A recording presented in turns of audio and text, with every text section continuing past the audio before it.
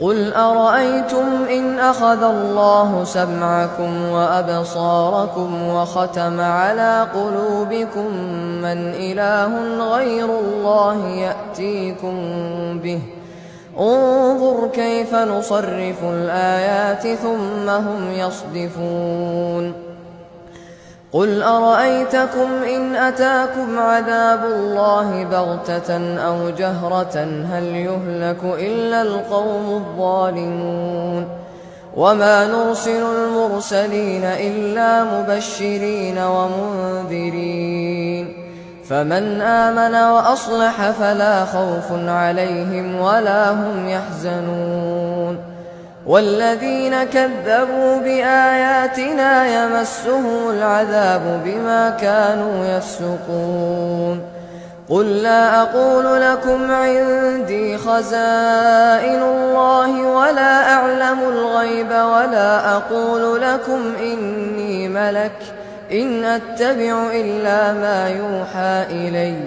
قل هل يستوي الأعمى والبصير أفلا تتفكرون وأنذر به الذين يخافون أن يحشروا إلى ربهم ليس لهم من دونه ولي ولا شفيع لعلهم يتقون ولا تطرد الذين يدعون ربهم بالغداة والعشي يريدون وجهه ما عليك من حسابهم من شيء وما من حسابك عليهم من شيء فتطردهم فتكون من الظالمين وكذلك فتنا بعضهم ببعض ليقولوا أهؤلاء من الله عليهم من بيننا أليس الله بأعلم بالشاكرين وإذا جاءك الذين يؤمنون بآياتنا فقل سلام عليكم كتب ربكم على نفسه الرحمة أنه من عمل منكم سوءا بجهالة ثم تاب من بعده وأصلح فأنه غفور رحيم وكذلك نفصل الآيات ولتستبين سبيل المجرمين قل إني نهيت أن أعبد الذين تدعون من دون الله قل لا أتبع أهواءكم قد ضللت إذا وما أنا من المهتدين قل إني على بينة من ربي وكذبتم به ما عندي ما تستعجلون به إن الحكم إلا لله يقص الحق وهو خير الفاصلين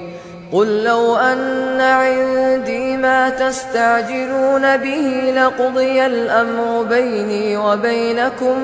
والله أعلم بالظالمين وعنده مفاتح الغيب لا يعلمها إلا هو ويعلم ما في البر والبحر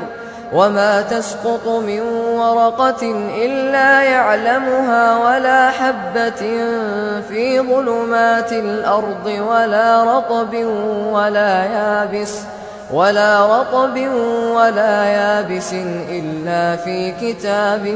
مبين وهو الذي يتوفاكم بالليل ويعلم ما جرحتم بالنهار ثم يبعثكم فيه ليقضى أجل مسمى ثم إليه مرجعكم ثم ينبئكم